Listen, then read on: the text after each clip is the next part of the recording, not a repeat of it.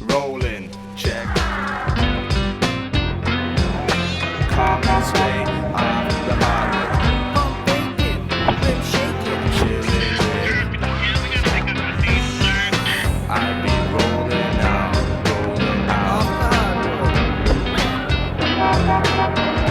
off the hardwood straight. Today on Off the Hardwood, the stars have arrived. Ray Allen's in town. Alonzo's made the trip. And Mark Jackson is back. They're all here for Vince Carter's charity all-star basketball game. And JYD will have his thoughts on Sacramento's Chris Webber.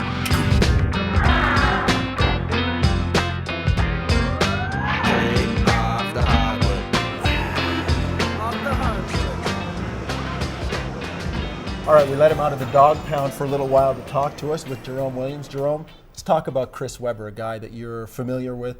Are you surprised that Chris stayed where he is in Sacramento?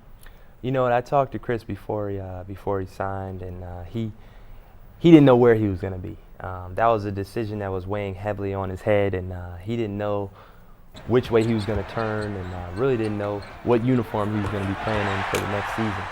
It just came down to a decision that all players have to make, and I'm surprised that he's back in Sacramento, but not very shocked.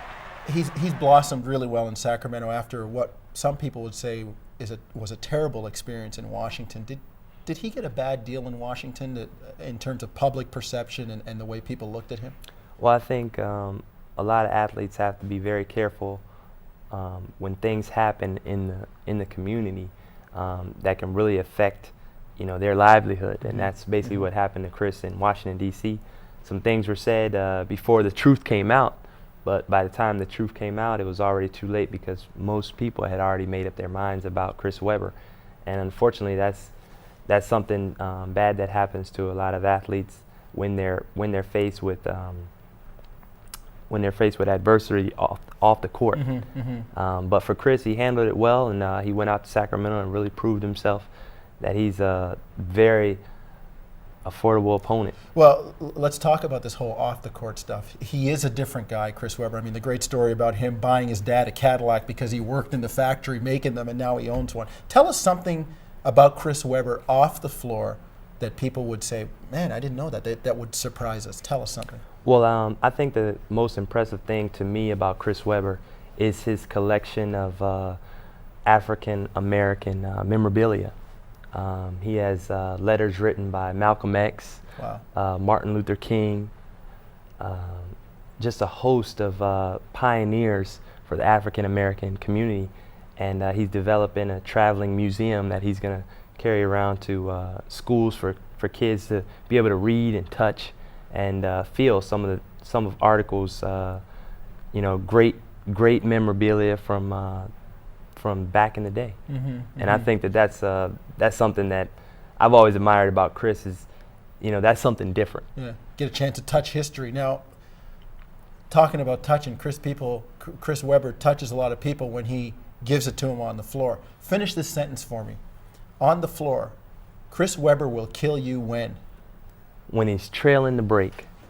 He's an awesome finisher, and everybody knows when he's coming down on the break and he's a trailer, he's going to rise up above the rim and really do something thunderous.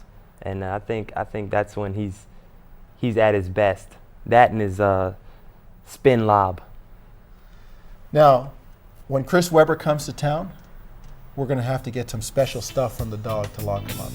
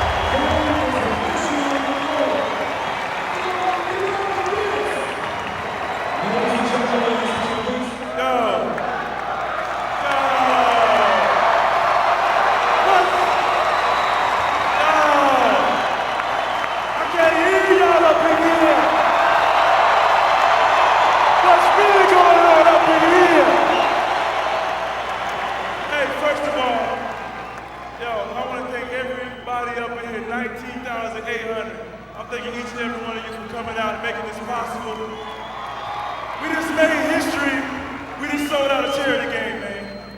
I done signed 6 years, we're doing it for 6 more. I appreciate it. What's really going on? T.O.